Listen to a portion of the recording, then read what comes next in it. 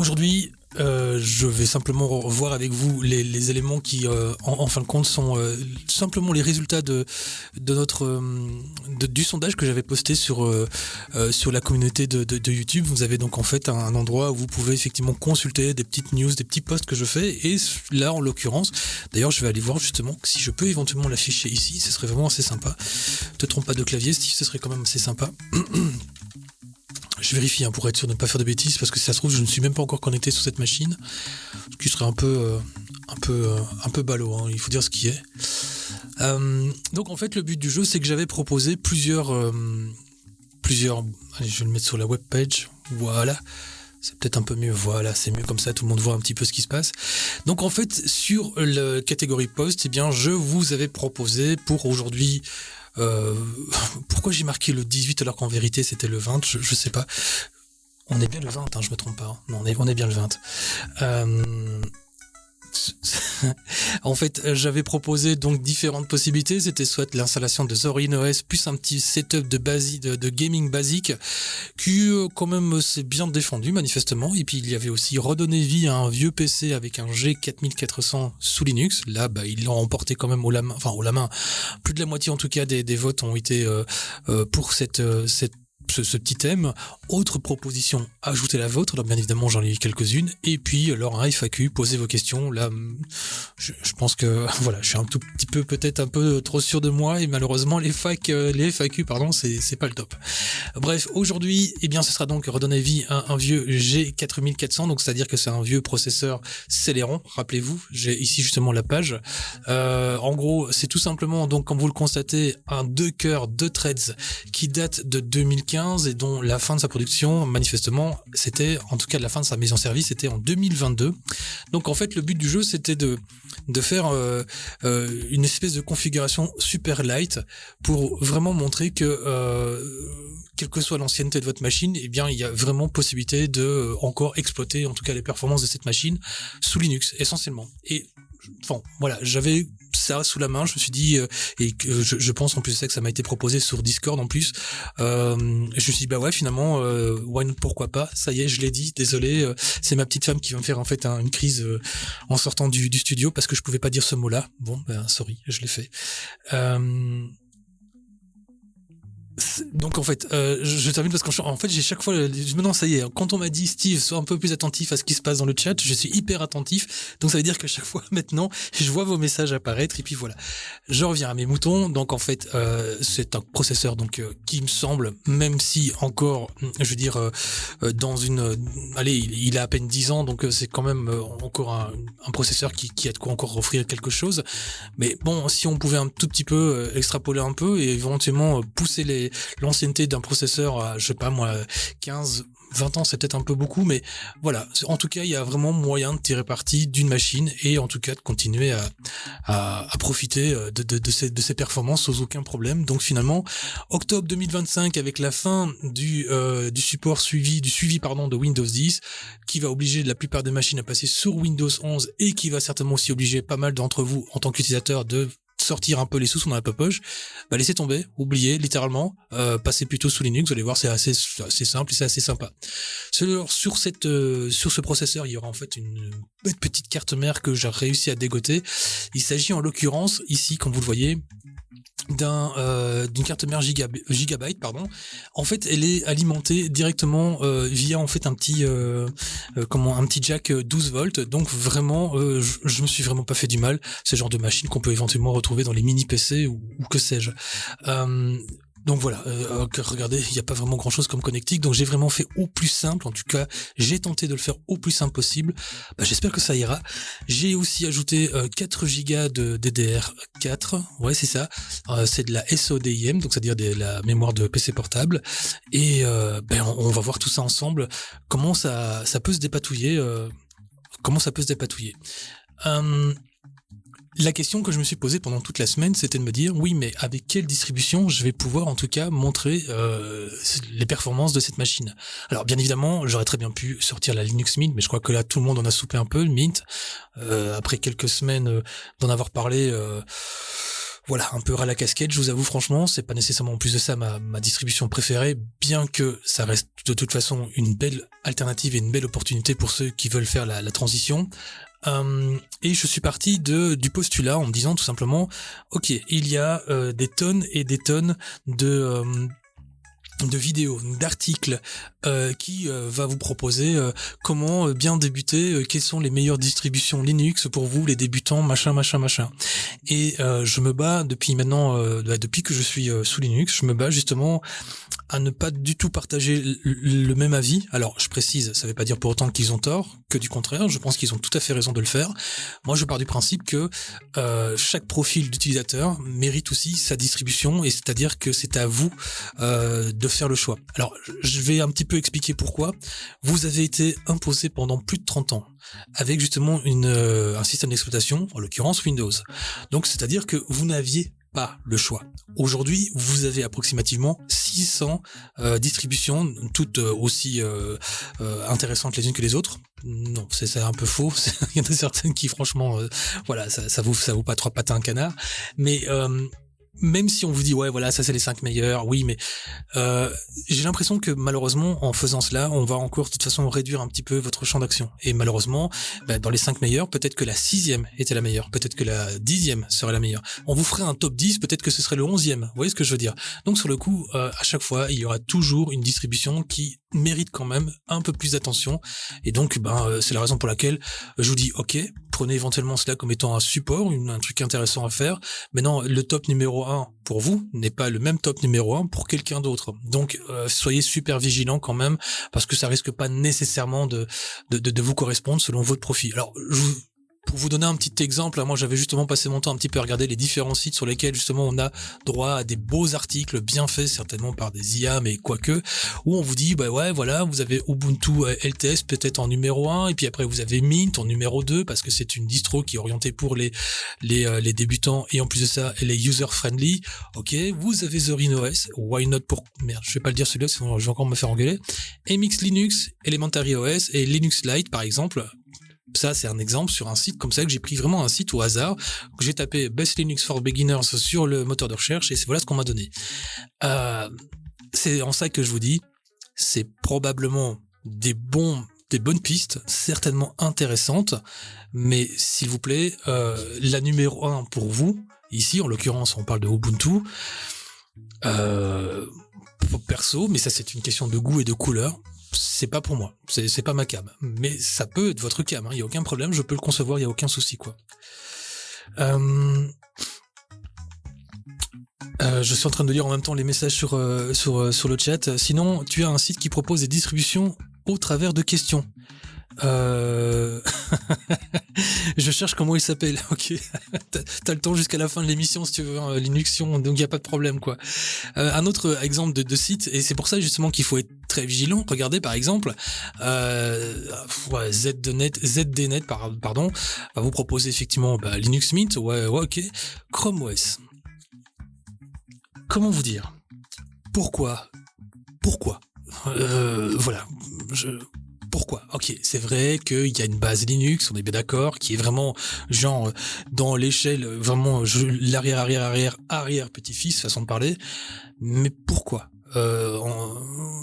Voilà. Et puis vous avez Ubuntu par exemple, alors que sur le site précédent, on parle d'Ubuntu en tête de liste, ça devient un tout petit peu...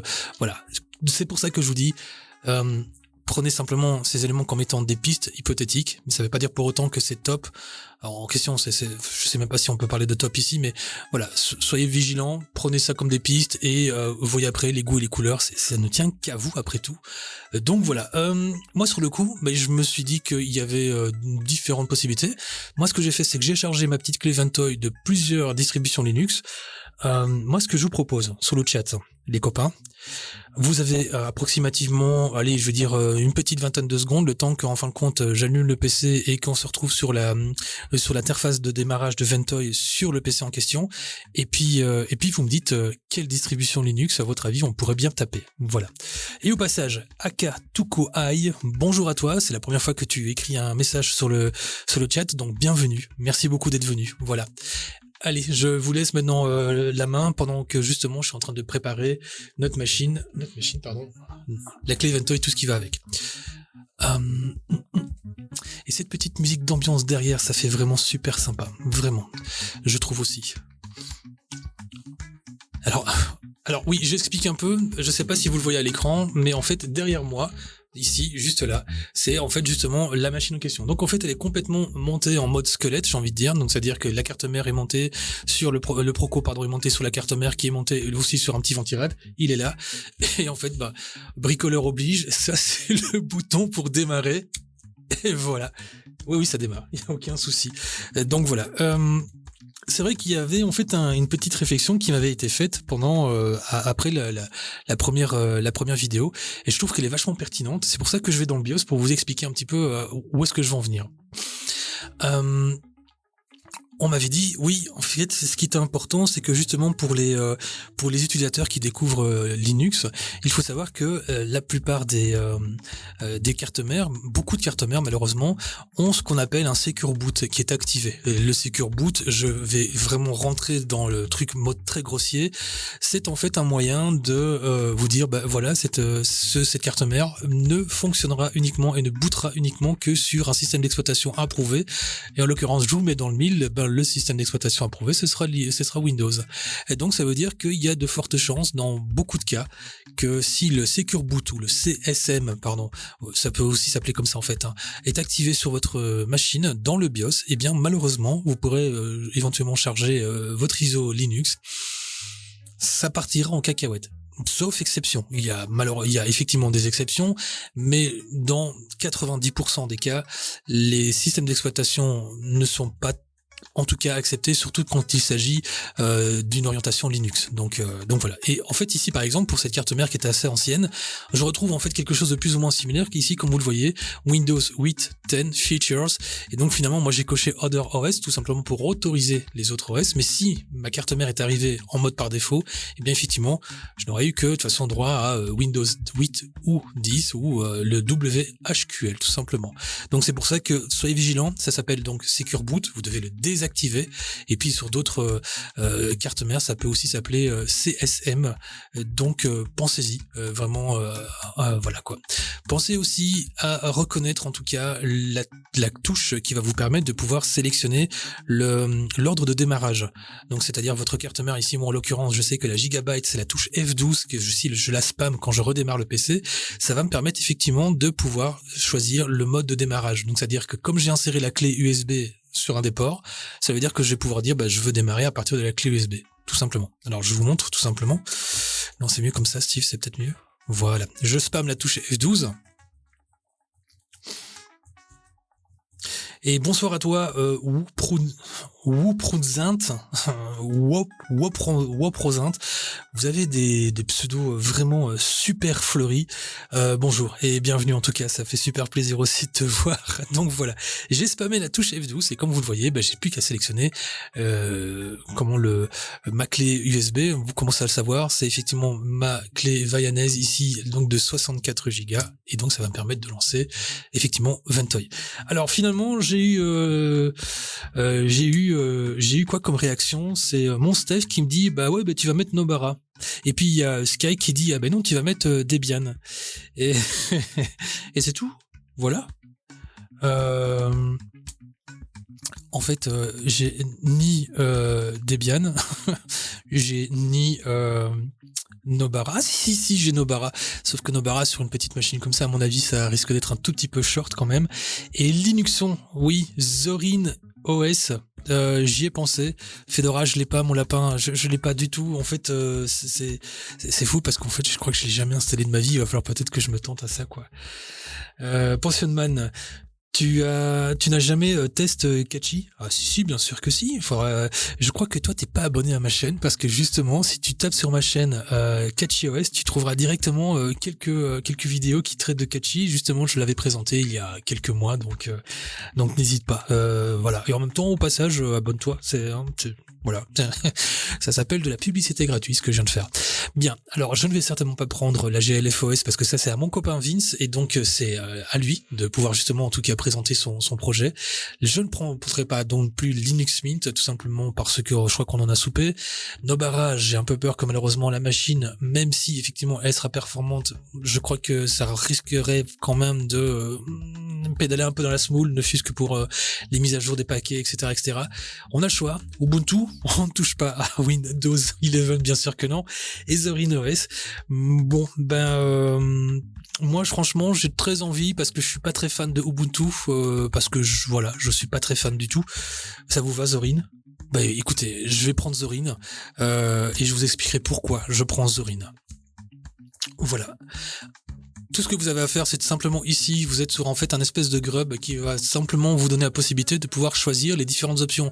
Try or install Zorin OS. Je crois que j'ai pas besoin non plus de m'attarder sur cette option. Try or install Zorin OS Safe Graphic. C'est effectivement dans un cas de figure où si malheureusement la première option n'était pas fonctionnelle, c'est juste en tout cas un espèce de mode sans échec, si on peut appeler ça comme ça. Try or install Zorin OS Modern NVIDIA Driver. Vous avez compris que justement, eh bien pour les cartes graphiques NVIDIA plus récentes, c'est-à-dire les cartes graphiques orientées plus RTX, je ne fais pas référence aux anciennes cartes graphiques 1060, c'est-à-dire avec le chipset Pascal, eh bien franchement privilégiez cela si votre matériel graphique est NVIDIA et surtout des cartes graphiques plus récentes. Voilà, tout simplement. Les autres options, on va pas rentrer là-dedans dans le UEFI Firmware Settings, on en revient, et en plus de ça, de toute façon Power Off, on n'en a pas besoin non plus. Donc je choisis la première option et oui, voilà quoi.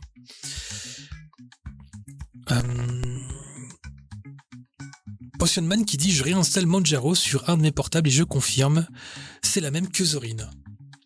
Ah tiens donc. Mais maintenant que tu le dis, c'est vrai qu'il y a quand même une certaine forme de, je vais pas dire de similitude, mais ouais, je peux comprendre effectivement ton point de vue par rapport à cela. Sauf que on est bien d'accord, hein, Manjaro c'est plutôt Arch Linux, Zorin lui, il est plutôt Debian. Donc voilà quoi. Je dis bien Debian ou j'aurais peut-être tendance à dire plutôt Ubuntu plus, non? Qu'est-ce que vous en pensez? Je vérifie quand même pour être sûr certain de pas dire de bêtises. Alors pour pouvoir justement éventuellement en savoir davantage, pourquoi est-ce qu'on parle de sur base 2, en fait, c'est tout simplement parce que voilà, on a à chaque fois on a chaque fois en fait une distribution Linux de base, façon de parler, et cette distribution de base de là viendra systématiquement des sous-branches de distribution. Alors par exemple, si je prends Ubuntu, je sais que la base de Ubuntu c'est Debian, sachant que Debian effectivement c'est la version initiale de cette distribution. Par exemple ici Zorin en l'occurrence, bien effectivement on peut dire qu'elle est basée sur Debian et puis voilà quoi. Lorsqu'on parle de Manjaro, justement c'est la référence tout à l'heure, quand on parle de Manjaro, elle est basée sur une distribution de base qui est effectivement Arch Linux. Alors pour vous, nouvel utilisateur, est-ce que ça a vraiment de l'importance au moment où vous êtes en train de justement découvrir l'univers Linux? Fondamentalement, j'ai envie de vous dire oui, parce que si vous allez vous aventurer dans un chemin un tout petit peu plus exotique, j'ai envie de dire, comme par exemple les distributions Arch, donc je fais allusion à CatchyOS, à Manjaro, à Garuda Linux, etc., vous allez voir qu'il y a effectivement énormément de performance autour de cela, bien sûr, mais il y a entre guillemets une espèce de réputation quand même qui traîne derrière justement les distributions orientées Arch qui ont tendance à dire ouais, ce sont des mises à jour assez constantes et donc ça veut dire qu'il y a des risques quand même de pouvoir justement exposer votre machine à ce qu'on appelle des soucis de compatibilité ou d'incompatibilité et puis voilà, donc j'ai envie de vous dire, si vraiment vous êtes débutant et que vous vous dites moi je veux de la perf absolument tout de suite là maintenant, voilà, vous êtes prévenus, les distributions orientées par Arch, elles sont bien, elles sont magnifiques, elles tournent très très bien, il n'y a pas à dire, il y en a des magnifiques, franchement je suis le premier à vous le dire, mais cela veut dire que vous vous exposez aussi hypothétiquement à un ou deux petits soucis une fois de temps en temps. Donc voilà. Et c'est donc Polaris Faden qui est un nouveau follower, si j'ai bien compris, et bien bravo, je suis super content, merci beaucoup, ça fait super plaisir. Voilà. Et alors, Wooprozint, c'est ce pseudo de dingue, Wooprozint me dit, j'ai découvert ta chaîne avec la vidéo d'installation Arch Linux.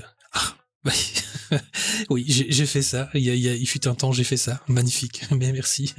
Alors, pour nos petits yeux, je vais vérifier parce que je pense que là, encore une fois, notre résolution, elle n'est pas du tout adaptée. Est-ce que je peux, en plus de ça, le faire? Ouh là là, je crains fort que malheureusement, clic droit un peu partout. Non. Je vais essayer autrement. Non. Ok. Malheureusement, ça c'est un cas de figure où, oui, je crois que Zorin a décidé franchement de nous bloquer un peu. J'espère que vos petits yeux vont bien. Oui, c'est très petit, j'en conviens, je suis désolé. Et j'arrive pas à trouver du tout. Alors peut-être que c'est l'interface qui...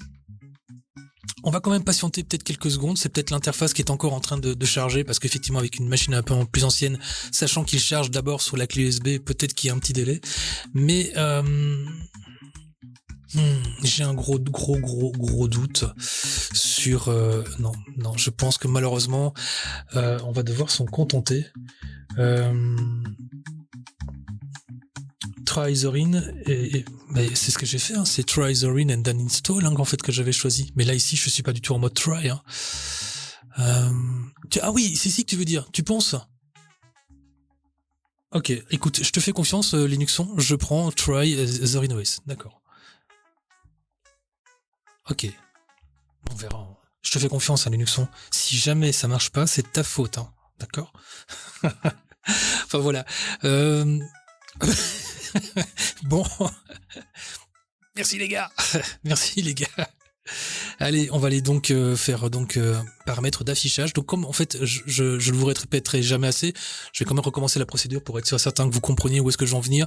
Un peu comme sur votre panel desktop Windows, vous faites simplement un clic droit sur votre papier peint, wallpaper, pardon, et vous avez les paramètres d'affichage. Et là, vous pourrez effectivement trouver un petit panel qui va vous permettre de paramétrer la résolution de votre écran. Ici, en l'occurrence, je vais passer en 1920 x 1080, pardon, je vais y arriver, et je vais taper la résolution en 60 Hz parce que c'est mieux, ça va nous éviter d'avoir des grésillements. Je conserve les modifications qui sont pas bonnes du tout parce que manifestement le Elgato est un tout petit peu chiant par moment. Je vous l'avoue, donc en fait ce que je fais à ce moment-là, c'est que je passe en 59, machin, et normalement ça devrait aller beaucoup mieux, effectivement. Ça c'est un truc assez surprenant. Sur votre Windows, vous pouvez effectivement taper 60 Hz et ça va directement se caler. Alors pourquoi est-ce qu'avec Elgato, les 60 Hz ça devient 59,94 ? Je sais pas, mais ça marche. Donc, on va s'en contenter.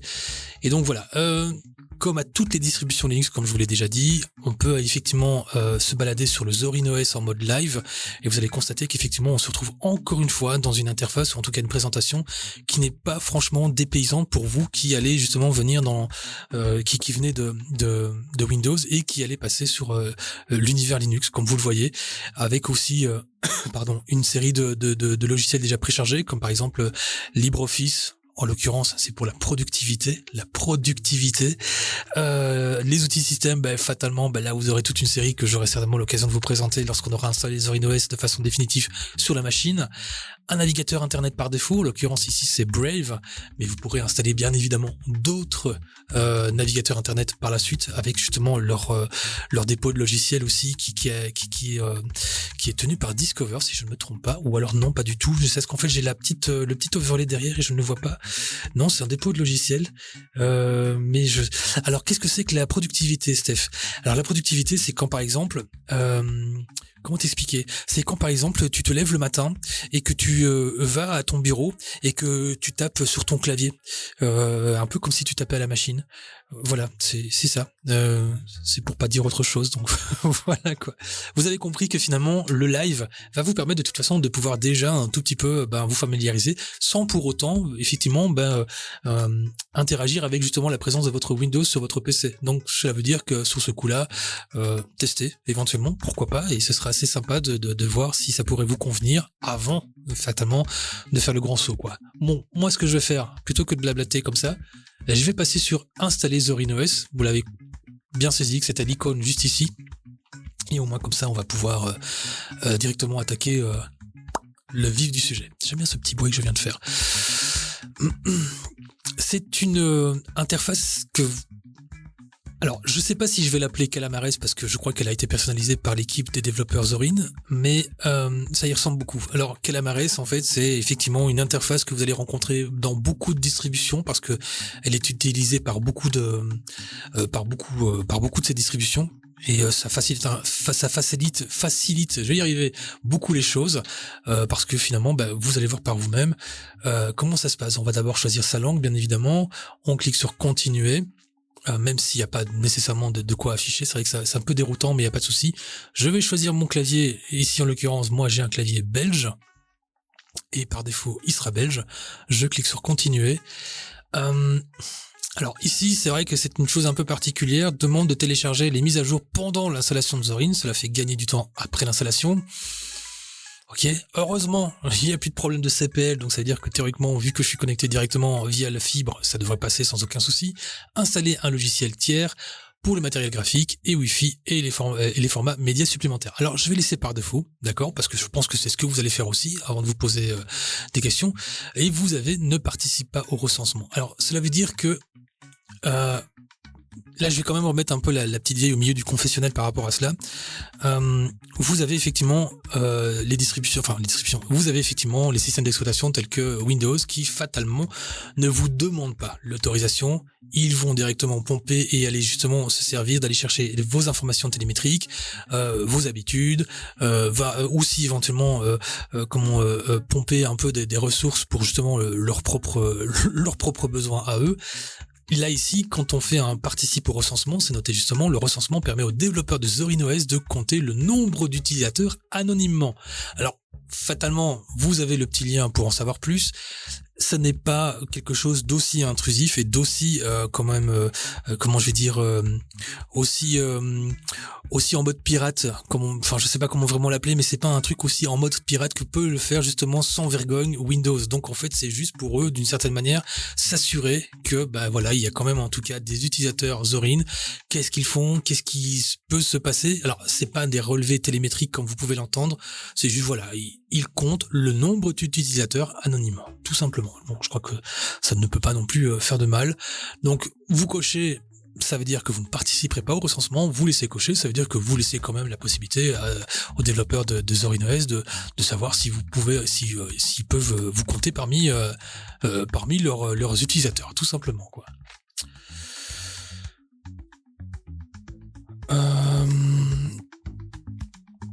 Alors, il y a de Scream59 qui dit pour ta dernière vidéo, quand tu fais des tests de jeu, fais au moins en élevé au lieu de ultra. Oui, Scream59, oui. C'est vrai que c'est pas vraiment le sujet, donc je t'avoue franchement, on en reparlera, ou si tu veux en parler sur Discord, t'hésites pas, il y a aucun problème. Après, c'est un choix stratégique que j'ai fait, je pense que je le fais tout simplement pour pouvoir exploiter au mieux les performances et voir justement c'est quoi les limites des processeurs et de la carte graphique. Et donc finalement, il y en a qui sont en élevé, il y en a qui sont en ultra, parce que j'estime qu'à ce moment-là, il y a des bonnes raisons en tout cas de passer en ultra pour certains, et puis voilà, tout simplement. Après, au moins comme ça, je crois que l'utilisateur sait à quoi s'attendre quand il joue comme ça. Alors, je vais simplement donc choisir d'installer soit Zorin à côté de... Effectivement, c'est un disque sur lequel j'avais déjà installé Linux Mint. Alors, pas du tout. Moi, je choisis l'option d'effacer le disque que j'utilise au profit justement d'une installation propre, nette de Zorin. Il va me demander sur quel disque je vais faire l'installation. En l'occurrence, c'est mon petit SSD, c'est un SSD de 1 Tera. Et ensuite, il me confirme qu'effectivement, ça veut dire que les partitions seront supprimées pour justement, en tout cas, au profit, de Zorin. C'est ce que je vais faire, tout simplement. Je me prends pas la tête, je confirme effectivement mon intention, et on y va. Petit SSD, oui, je sais, moi, j'étais tellement vite. Petit SSD par la taille, mais pas par grave du tout, par la capacité de stockage, bien évidemment. Je valide ma position géographique. Je mets mon petit nom propre à moi, bien évidemment. Mon petit mot de passe que vous commencez tous à connaître, je pense. Et si jamais vous avez un doute, c'est 1, 2, 3, 4, 5, 6, 7 violette. Et vu que je serai le seul utilisateur, je vais choisir d'ouvrir la session automatiquement. Et puis, je pense que je vais laisser le restant comme ça est. Et puis, voilà. Alors, n'oubliez pas, oui, vous avez vu, en fait, il y a eu un message qui disait, attention, votre mot de passe est trop faible. Oui, en fait, c'est simplement pour vous avertir, mais ça veut pas dire pour autant que j'arrête. Vous voyez finalement que l'installation suit son cours, et puis voilà, quoi. Je vous rappelle que cette machine, c'est en fait un Celeron G4400 4 Go de DDR4. Donc ça veut dire que franchement, j'ai essayé de faire une configuration la plus stretch possible pour que vous puissiez justement vous donner une petite idée et de la vitesse à laquelle on peut installer Zorin, en tout cas une distribution Linux, et comment elle va pouvoir se débrouiller ensuite après l'installation. Voilà. Et je reçois un new sub de Mo910. Franchement, ça me touche toujours autant. Merci beaucoup Mo, vraiment c'est voilà. Allez, et bien sur ce coup, un petit coup à boire parce que franchement, voilà quoi. Et en même temps, ça me donne l'occasion justement parce que j'arrête pas de parler depuis tout à l'heure.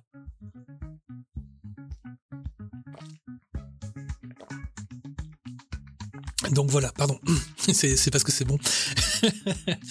Donc voilà, et en attendant, pendant qu'il est en train de faire l'installation, qui risque franchement de ne pas prendre énormément de temps, mais autant qu'on fasse un peu la conversation.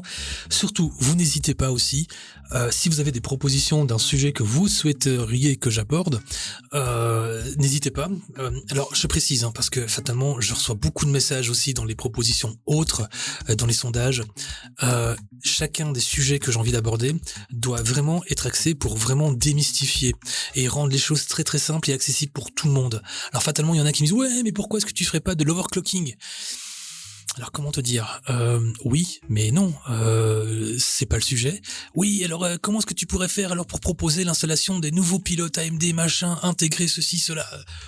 Oh, doucement, c'est juste des gens qui en fin de compte vont découvrir Linux et qui vont apprivoiser la bête, donc on va y aller super, voilà quoi, doucement.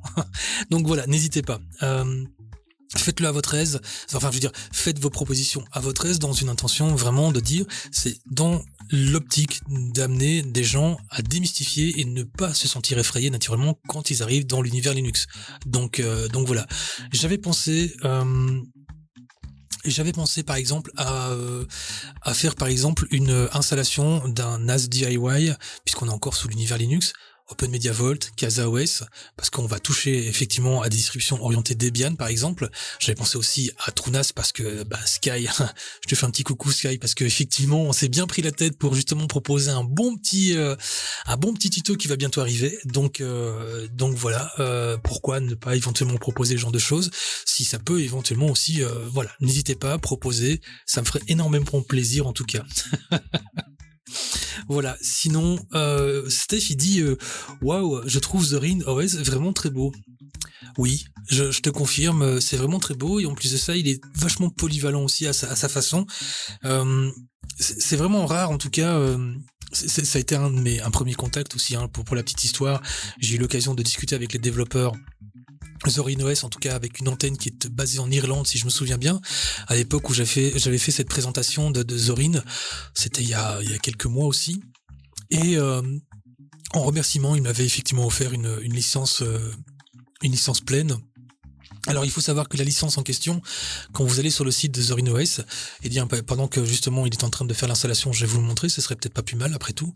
Alors ce que je vais faire tout simplement, c'est que pour cela, voilà, je vais passer sur la capture page web. Ne vous inquiétez pas, je reste, voilà, c'est ça. Et vous allez comprendre tout de suite pourquoi est-ce qu'en fin de compte on parle de licence avec Zorin OS. En fait, comment Zorin OS vous propose effectivement un truc très, très très orienté, comme je vous l'ai dit, alternative Windows macOS, comme je vous le disais. Et en fait, il y a aussi cette petite polyvalence, comme je vous le disais, par rapport à comme j'ai déjà rencontré avec Solus OS, qui est vraiment exceptionnel aussi. Et en fait, quand vous cliquez sur Download Zorin OS, il vous propose effectivement une version pro. Et cette version pro, effectivement, inclut les taxes inclus, c'est 47,99 €. Alors, tout de suite, j'imagine fort bien que vous allez dire quoi ? Comprenez que dans les 47 €, c'est vraiment une marque de soutien que vous devez plus retenir. C'est plus une marque de soutien plutôt qu'autre chose, parce que quand je regarde un peu les différentes les différents entre guillemets goodies qu'ils vous avancent, c'est pas non plus quelque chose d'exceptionnel. C'est pas non plus comme si vous allez avoir une machine qui va vraiment exploser tous les tous les plafonds grâce à la version Pro. Pas du tout.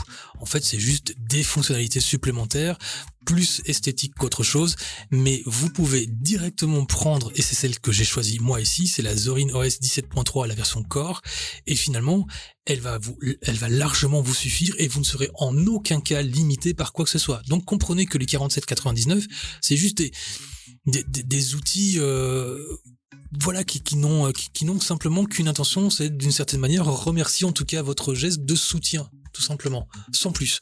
Donc voilà. Alors il y a une question intéressante que Linuxon me signale. C'est vraiment une licence ou un don? Et moi j'ai vraiment plutôt envie de le dire que c'est plutôt un don, effectivement. Sky, c'est vraiment un don plus qu'autre chose. C'est comme ça que je vois les choses. C'est mon avis bien sûr. Hein. Je pense que on est bien d'accord. Je vois pas l'intérêt d'en faire une licence.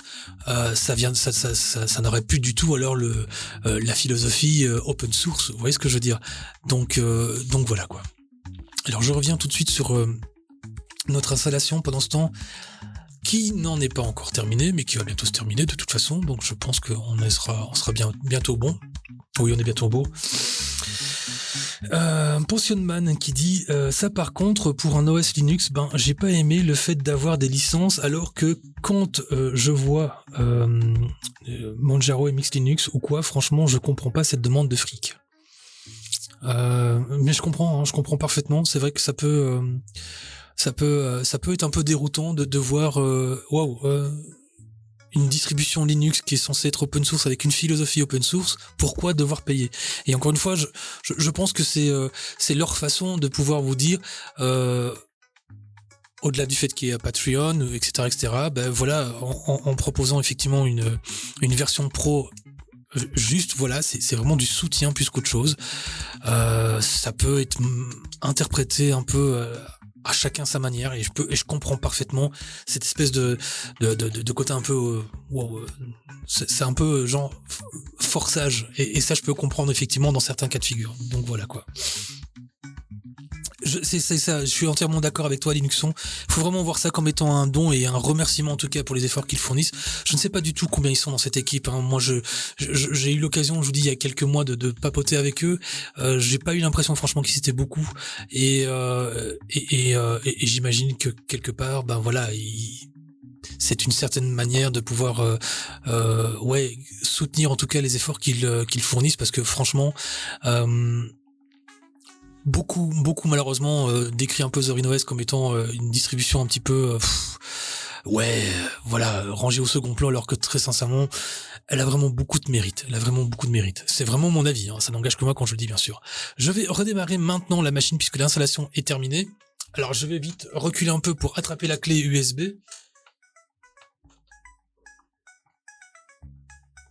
Et il me dit effectivement, et là oui bien sûr vous ne le voyez pas, mais vous voyez là ici remove the installation medium and then press enter. Vous avez déjà vu de toute façon ce message aussi avec Linux Mint. Vous avez compris, on retire la clé.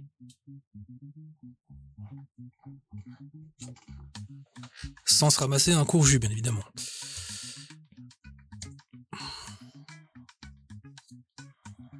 Et donc il n'y a plus qu'à redémarrer la machine, et cette fois-ci par défaut elle va redémarrer via normalement son support de base, c'est-à-dire mon disque de 1 Tera. Donc voilà.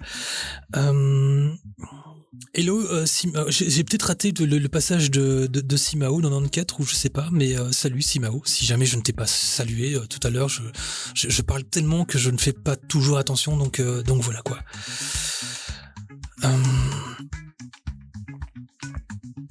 Ah, tu viens d'arriver, donc Simao, bonjour et bienvenue. Voilà. Bonjour Simao. Voilà. Alors, est-ce que je suis encore en 4K? Je vais vérifier ça tout de suite. Parce que c'est vrai que c'est un peu déroutant. J'ai l'impression que je le suis en 4K. Ouais, c'est ça. Ah, ok. Donc, bien évidemment, une nouvelle installation, ça implique effectivement un affichage par défaut. Là, ici, en l'occurrence, désolé, je vais éviter de vous faire plisser davantage les yeux, pardon. On va repasser en 1080p tout de suite. Donc n'oubliez pas que moi, malheureusement, avec mon Elgato, fatalement, je suis obligé de choisir 59,94 Hz. Je ne comprends pas du tout le truc, mais enfin, voilà, on conserve les modifications, et nous voilà tout simplement avec notre petite page de bienvenue dans Zorin OS. Alors bien évidemment, Zorin OS va simplement vous dire qu'est-ce que vous pouvez faire, comment vous allez découvrir. C'est en fait une façon de pouvoir vous accompagner. Voilà quoi. Les Zorin OS apparences, vous avez compris, c'est pour changer les thèmes de bureau, enfin pas les thèmes, en tout cas la disposition de votre bureau. À savoir, et ça je vais devoir peut-être justement avant de confirmer, à savoir que, et je vais aller vérifier tout de suite pour ne pas dire de bêtises, théoriquement, sauf erreur de ma part, Zorin OS va utiliser un environnement qui est GNOME. Alors, c'est vrai que c'est un peu déroutant parce que vous le voyez ici, ça ressemble plus à du KDE Plasma, mais je pense, et c'est pour ça que je ne vais vraiment faire attention à ce que je dis maintenant,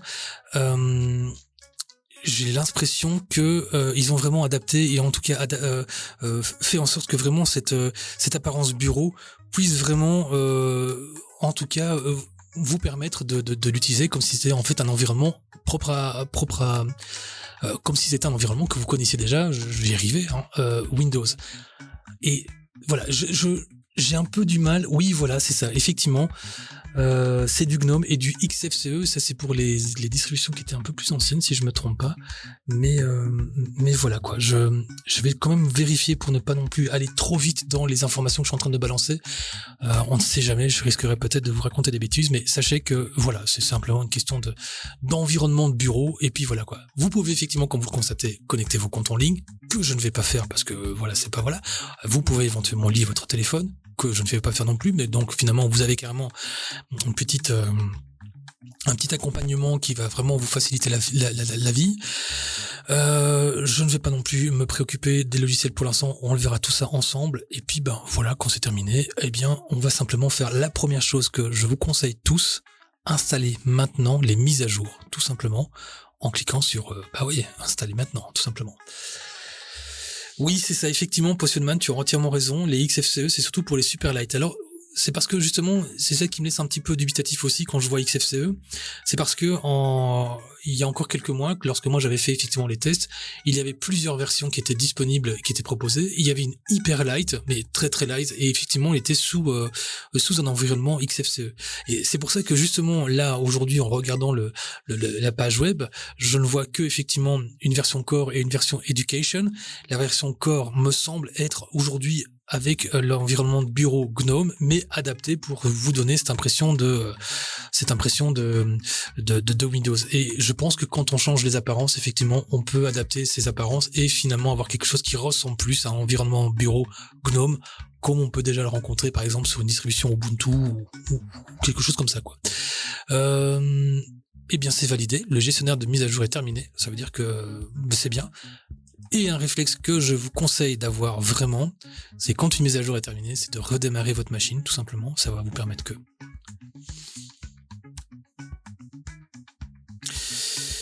Et Linuxon qui me dit, j'ai jamais compris, tu coches faire des mises à jour pendant l'installation, mais finalement tu en as encore. C'est vrai. Je sais pas. Je sais pas. Voilà quoi, c'est vrai. Et donc, The Scream 59 dit sur un vieux PC 13 pouces, j'ai mis Linux Mint XFCE. Ah ouais.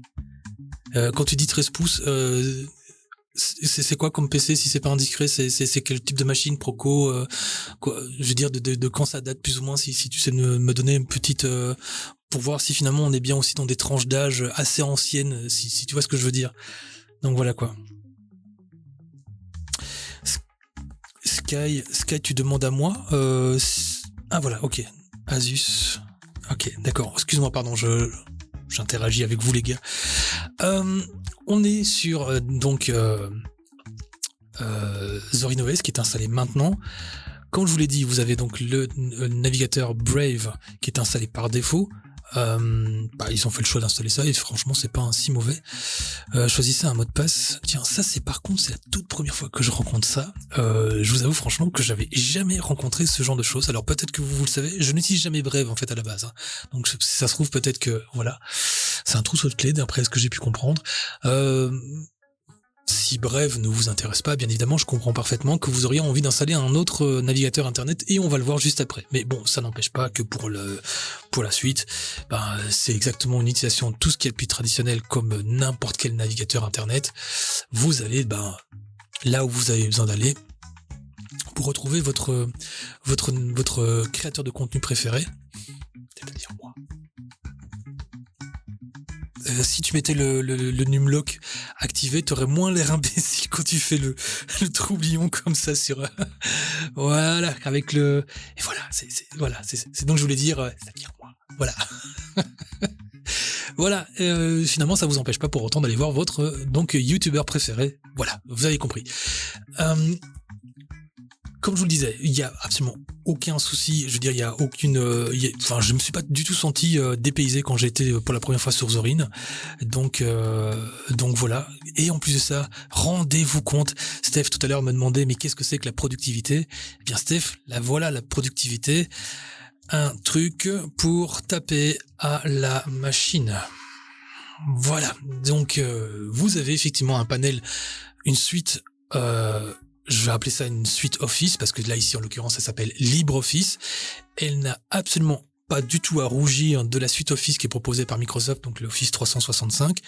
Je trouve que très sincèrement, et je fais beaucoup de travail, moi non, je ne peux pas dire ce mot-là, je l'utilise beaucoup pour la création de mes textes, pour mes vidéos YouTube, et très franchement, j'y trouve mon compte et j'ai absolument pas besoin de cette suite Office proposée par Microsoft qui...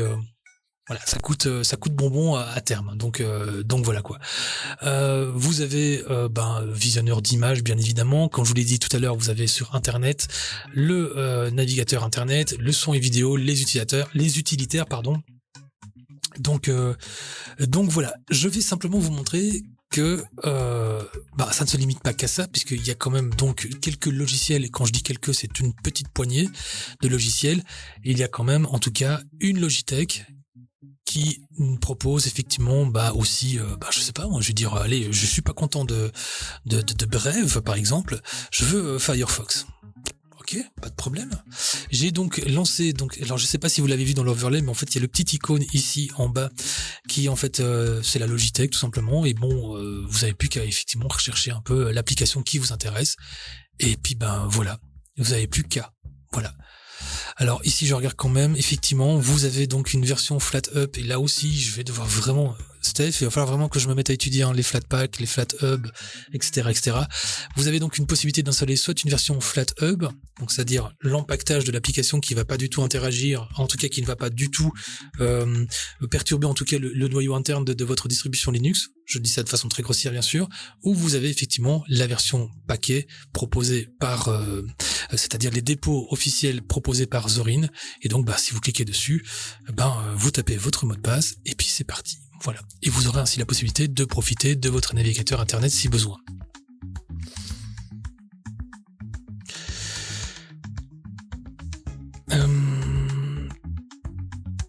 Oui. Et pendant ce temps, c'est vrai qu'il y a un ange qui passe. Même peut-être deux anges qui passent. Voilà.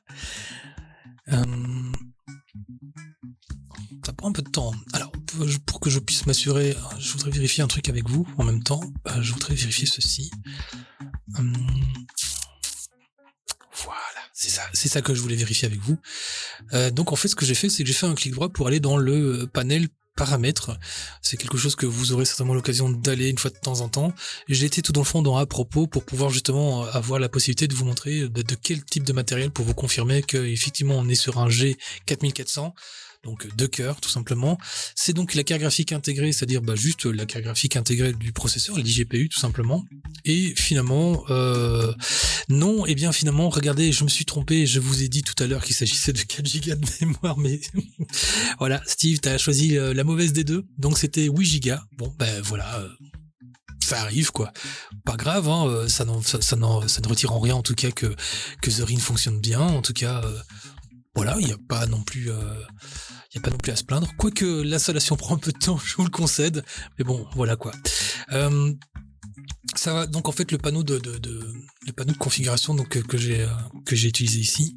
C'est ici, donc vous allez donc faire un clic droit, vous allez dans paramètres tout simplement, et ça va vous permettre ainsi d'avoir accès, c'est un peu le panneau de configuration que vous connaissez déjà aussi sous Linux bien sûr, et donc c'est toutes les catégories y sont, avec naturellement les fonctionnalités qui s'y accompagnent si besoin. Donc là aussi, je vous laisserai vraiment le soin d'aller découvrir ça par vous-même. Si vous vous posez la question, est-ce qu'on peut jouer avec Zorin OS ?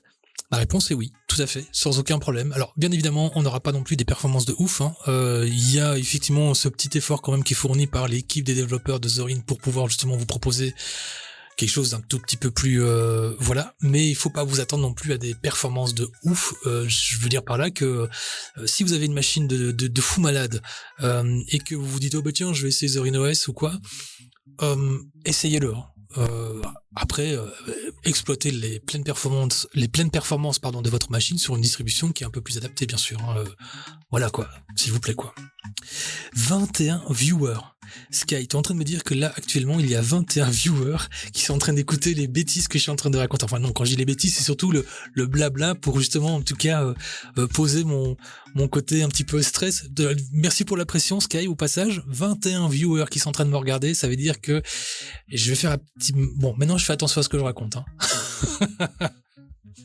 Allez, je continue. On vient de terminer l'installation de Firefox. Je vais simplement vous montrer qu'effectivement il est accessible sans aucun souci. Ah justement, en plus de ça, il s'est placé juste ici, en dessous du petit overlay. Excusez-moi pour le peu, monsieur, madame, mais effectivement, voilà, je n'ai pas du tout eu de mal à installer. L'installation était un tout petit peu lente, je vous le concède, mais après, pour le reste, ça a été quoi. Voilà quoi. Voilà. Oui, toutes les bêtises. Pensionman qui dit en gros CatchyOS pour les perfs de vos PC. Ouais, j'ai envie de vous dire que d'après les derniers tests que j'ai vus ici dernièrement, il y a un créateur de contenu anglo-saxon, je pense, qui en a fait. Et effectivement, j'ai l'impression que Catchy a quand même ce petit poil de cul de mammouth en plus par rapport à une Bazzite OS par exemple. Alors que j'aime beaucoup Bazzite OS, mais voilà quoi. Donc voilà quoi. Et il y a des gens qui regardent en plus. Oui, Steph, il y a beaucoup. En fait, en vérité, sur les 21 viewers, il y a 20 viewers. Et toi, t'étais pas en train de regarder manifestement. Donc voilà quoi.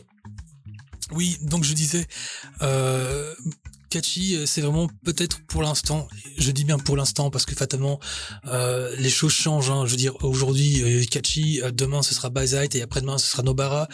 Donc pour vraiment profiter pleinement de votre machine, voilà, soyez attentifs un petit peu parce que les distributions, les mises à jour se font, elles s'enchaînent les unes après les autres et donc fatalement on est à la bagarre de la distribution qui est capable de proposer les meilleures performances pour votre machine, vraiment. Donc voilà quoi. Alors je vais pas m'attarder non plus nécessairement sur YouTube, vous avez compris que ça fonctionne, aucun souci. La question était de savoir si on pouvait effectivement installer Steam par exemple, jouer sur truc. Quoique je ne vais pas nécessairement jouer, bien sûr, on est bien d'accord qu'on n'est pas là non plus pour chaque semaine parler du gaming, mais comme vous le voyez, effectivement Steam est installable et il n'y a aucun souci, là aussi, soit en FlatHub et uniquement en FlatHub, donc vous cliquez sur installer et puis la suite fait le reste quoi. Voilà. Scream59 qui dit je regarde sur ma télé et interagis sur mon smartphone. Je passe à la télé. À la télé. Et Steph qui dit écoute, je dois te dire que tu es au top. Mais non, c'est toi qui es au top, mon Steph. Allez, j'arrête mes bêtises parce que sinon, ça va finir avec une histoire de famille. Tout ça pour vous dire que oui, effectivement, comme je vous le disais, Steam c'est jouable, c'est parfaitement jouable, en tout cas sur Zorin. Vraiment, c'est pas que je ne veux pas nécessairement non plus m'attarder et raconter tout et n'importe quoi, mais si vous avez des questions dans le chat à propos de Zorin et pour peu que je puisse vous répondre, vous n'hésitez pas, bien évidemment, vous me posez vos questions. Si vous regardez la vidéo en rediffusion et que vous avez peut-être éventuellement des questions, surtout vous n'hésitez pas, encore une fois, vous nous rejoignez sur le Discord, vous m'harponnez peut-être avec une question sur une des vidéos en commentaire pour me parler effectivement du live Twitch. De toute façon, dès qu'il y a la rediffusion, je vais plutôt recommencer cette phrase, la rediffusion de toute façon si elle se passe bien, et en l'occurrence j'ai l'impression qu'elle se passe bien, elle sera de toute façon ensuite proposée sur ma chaîne YouTube dans quelques jours. Donc là ici, le temps qu'effectivement Twitch puisse profiter pleinement des rediffs ou quoi, elle va pas hésiter bien évidemment. Et moi je vous proposerai de toute façon, d'une façon ou d'une autre, d'aller de reproposer ces rediffusions pour que vous puissiez en profiter quand vous le voulez sur la chaîne YouTube. Potionman qui me dit info importante, tu peux faire la touche Win plus flèche gauche ou droite en bas ou en haut. Oui, effectivement, de ta fenêtre en fonction de ce que tu as fait. Alors,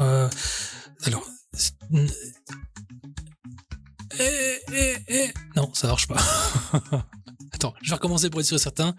Mon jeu de flèches, non, je suis désolé, je t'assure, vraiment, je rigole pas, Potionman, je suis vraiment en train de le faire pour vérifier. Tu vois ici, les flèches ne fonctionnent pas. Alors, voilà, désolé, Potionman, plus flèche gauche, droite, bas, je t'assure, attends, je vais recommencer pour être sûr et certain de vraiment faire comme tu me le proposes. La touche Win, en tout cas sur le clavier Windows pour le drapeau Windows, et puis ensuite la flèche gauche, droite, haut, bas, et il y a que dalle. Alors est-ce que c'est parce que j'ai ouvert qu'une seule fenêtre? On va vérifier quand même pour être sûr et certain, parce que si ça se trouve c'est peut-être tout simplement parce que je fais mal les manipulations. Je recommence cette fois-ci, j'ai 2 fenêtres ouvertes.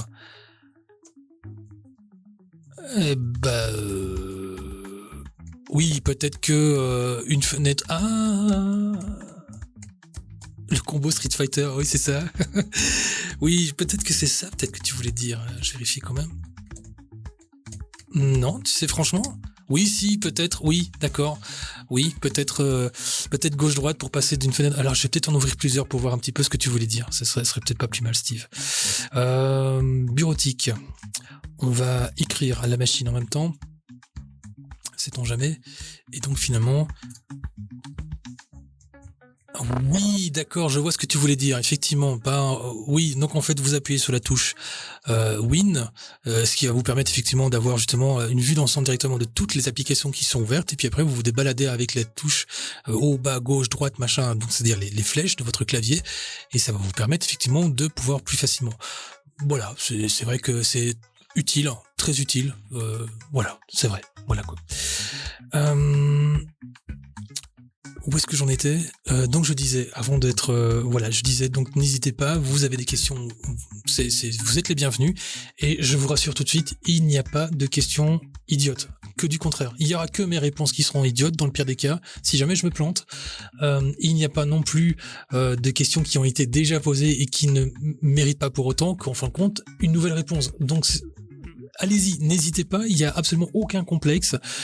Si cette question a déjà été posée 1000 ans auparavant, c'est pas pour autant que franchement elle ne mérite pas une réponse aujourd'hui. Donc vous n'hésitez pas, c'est super important que vous le sachiez, parce que il est hors de question de vous laisser avec ces a priori et avec cette espèce de, j'ai envie de le dire le mot creepypasta, parce que finalement c'est un peu le truc, c'est que généralement les gens quand ils pensent à Linux, ils sont directement dans le côté un petit peu main dans le cambouis. Ah ouais, mais il y a quand même le terminal, il faut savoir y aller. Je vous rassure tout de suite. Plus les distributions avancent et plus les développeurs mettent tout en œuvre pour justement éviter que vous alliez mettre les mains dans ce que vous appelez le cambouis, c'est-à-dire en l'occurrence le terminal.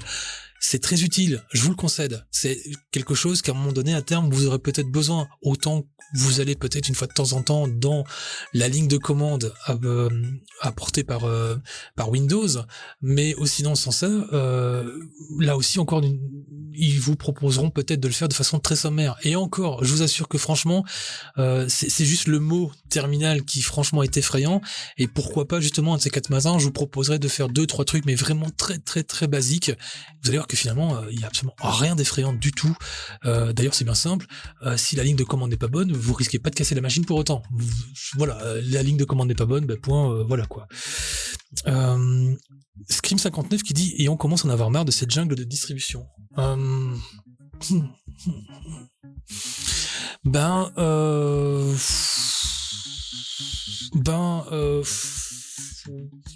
Moi, je vous avoue franchement que j'en ai pas marre en fait de ce pléthore de distribution. Alors oui, effectivement, comme je disais au début, il y en a quand même aujourd'hui, je pense, approximativement 600. Alors parmi les 600, bien évidemment, il y en a qui ne sont plus tenues à jour, donc elles sont peut-être un petit peu rangées aux oubliettes. Ça veut dire que si on regarde un petit peu Et c'est pas nécessairement un site de référence, mais en tout cas, c'est vrai que c'est un site intéressant parce que il vous permet de vous tenir au moins, ne fût-ce informé des nouvelles mises à jour. Donc, enfin des mises à jour, en tout cas des releases, des distributions, c'est-à-dire quand vous regardez la page centrale. Je ne vais pas non plus m'attarder trop parce que je suis pas très très fan de cette page, mais en tout cas, elle a au moins le mérite d'exister. En fait, vous avez le classement des pages et là, c'est là par contre. Je vous avoue, la partie à droite, faut pas nécessairement, en tout cas, la prendre en considération parce que chacune des distributions que vous voyez là, donc en fait, Mint, CatchyOS, c'est pas genre par exemple la meilleure distribution.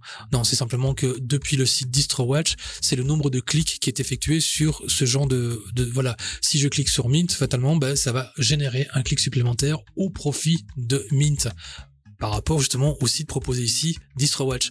Donc ça veut dire que si maintenant je vais tout dans le fond et que je choisis par exemple Haiku, ça voudrait dire qu'à ce moment-là, oui, je donne un clic supplémentaire pour pouvoir donner un petit peu plus de visibilité, en tout cas la faire monter dans le ranking, si vous voyez ce que je veux dire. Donc, s'il vous plaît, ne prenez pas pour autant, en tout cas, le classement ici comme étant quelque chose d'acquis, que du contraire. Concentrez-vous plutôt sur la page centrale où vous aurez effectivement, là, en tout cas, l'actualité des distros. Pour en revenir à la réponse, justement, à la réflexion que disait Scream59, il y a trop de distributions. Encore une fois, je reviens sur vraiment mon apostolat de début. Hein. On a vécu pendant 30 ans avec justement l'imposition d'une seule distribution, en tout cas pour les PC, donc c'est-à-dire en l'occurrence Windows, et pour l'autre côté, le côté propriétaire de Mac et de macOS. Ça veut dire que aujourd'hui, on a cette chance de voir une forme de démocratisation justement et des parts de marché qui commencent à être grappillées de l'univers Linux et de l'open source. Et je pense que très sincèrement, il est temps qu'on ait le choix. Vraiment, il est temps vraiment qu'on ait la possibilité de choisir. Et quand je dis avoir la possibilité de choisir, c'est vraiment prendre nous-mêmes nos responsabilités pour dire celle-là je la teste, elle me convient pas, je passe à autre chose. Ça va vraiment nous donner, en tout cas nous utilisateurs, une meilleure appréhension, une meilleure possibilité de vraiment exploiter pleinement nos machines plutôt que de subir l'exploitation d'un système d'exploitation sur une machine qui, grosso modo, j'ai envie de dire, est pratiquement trop souvent sous-exploité. Voilà quoi, je trouve. C'est un avis, hein, ça n'engage que moi. Il y a Skylanix qui dit que donc il y a effectivement DistroWatch et puis l'Unixon qui dit distrochooser.de et je vais aller voir parce que celle-là, tu vois, je la connaissais pas, l'Unixon. Donc tu dis DistroChooser. C'est vrai que c'est intéressant parce que je ne savais pas du tout. DistroChooser. Eh bien, c'est intéressant ce que tu me proposes. Ah, c'est génial. Oui, c'est ce que tu me parlais tout à l'heure. Avant la fin de l'émission, Donc, en fait, si je ne me trompe pas, Linuxon disait que en fonction du profil, donc vous allez commencer un test et grâce à ce profil en question que vous allez établir en répondant à ce test, eh bien DistroChooser va pouvoir vous orienter, vous conseiller peut-être une distribution plus adaptée en fonction de ce que vous êtes. Alors je vais pas le faire bien évidemment parce que c'est pas le but de l'émission, c'est plutôt effectivement de s'attarder un peu sur Zorin, bien que on a fait quand même pas mal déjà, on a quand même pas mal parlé, mais voilà, au moins comme ça on sait très bien que DistroChooser existe et qu'elle est très très très intéressante. Donc voilà. Et finalement, quand j'ai tapé donc DistroChooser, ça m'a proposé directement le site par défaut.de, mais manifestement, il a bien reconnu que c'était la langue francophone que j'aurais souhaité avoir, et il me l'a mis par défaut, donc tout va bien, quoi.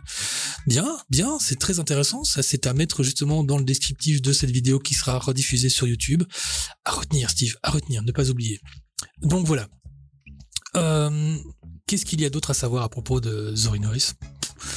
Je crois qu'il y a franchement pas grand chose de plus, sauf des choses que j'ai déjà racontées sur les autres distributions précédemment. Si vous avez des questions, voilà.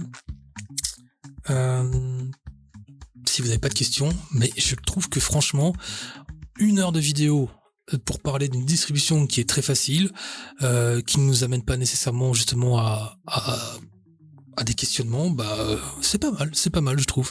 Ah ouais, tiens, il y a un truc qui est bien sympa, je vais terminer avec ça juste pour voir, parce que c'est vrai que après tout, je ne le fais jamais en vérité, hein, mais pourquoi pas après tout vous proposer.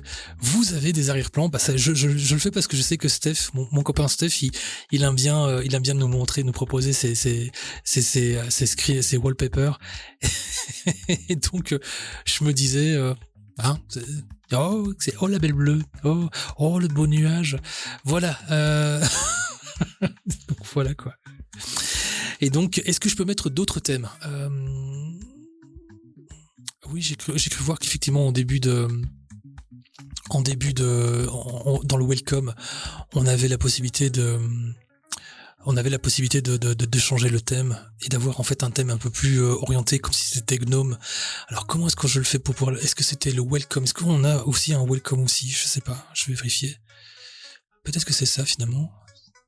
Voilà. C'était ici, quand on avait fait la visite, on avait à un moment donné la possibilité, changer le Zorin, lancer le Zorin Appearance,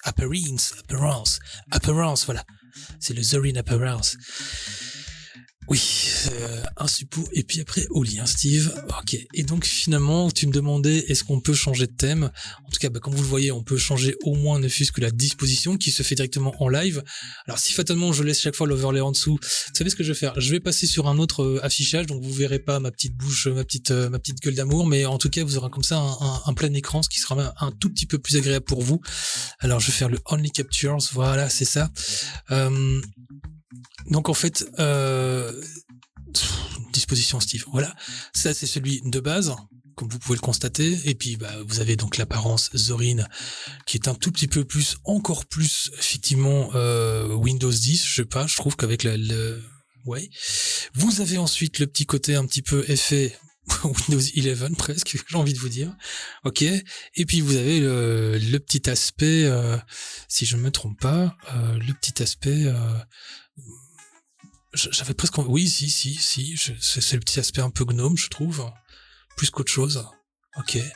Et ça veut dire qu'effectivement, vous pouvez obtenir davantage de thèmes de bureau si vous passez en version Zorin OS Pro. Et c'est là qu'effectivement intervient ce côté un peu façon de parler. Alors, il y a les thèmes, effectivement, avec les apparences, les soulignements, les arrière-plans, ok, nana. C'est très basique, hein, très très très basique. Donc voilà, les petits effets, ok. Bon, ça c'est les trucs. En fait, je vous avoue, franchement, c'est pas du tout ma tasse de, c'est vraiment pas ma came du tout de passer mon temps dans les apparences. Moi, je prends comme il vient et voilà quoi. C'est vrai que je suis pas du tout. Voilà, c'est pas mon truc. Désolé les copains, voilà quoi. Et au passage, justement, vient d'arriver NC Glitch Bunny. NC Glitch Bunny, salut et bienvenue et merci beaucoup d'être là. Vive le Linux, c'est parti mon zizi. Je vais vraiment finir par les faire. Hein. Je vais vraiment finir par les faire. Ces t-shirts, c'est obligé. C'est incroyable. Ça prend de l'ampleur, c'est un truc de fou, quoi. Donc voilà, vous avez compris. Voilà, je ne vais pas non plus m'attarder davantage. Je pense vraiment, je crois que vous avez compris. Ah oui, c'est vrai, vous êtes pas en train de me voir. En fait, là ici, vous êtes en train de voir le plein écran. Oh là là, Steve, je n'arrive toujours pas encore à jongler correctement avec tout ça. Voilà, je pense que je vais m'arrêter là parce que ça fait déjà une bonne heure qu'on est lié. C'est pas obligé de faire 1h30, c'est bien aussi de faire un peu moins parce que très sincèrement, Claire Chazal, elle l'attend pas. Et puis pour les autres qui sont un tout petit peu plus vieux, comme moi par exemple, eh bien nous, un suppôt, une petite tisane et puis c'est au lit quoi. Donc voilà. Du fond du cœur, merci en tout cas. Merci à tous les copains qui viennent et qui savent très bien ce que c'est que Linux, mais qui viennent pour me soutenir.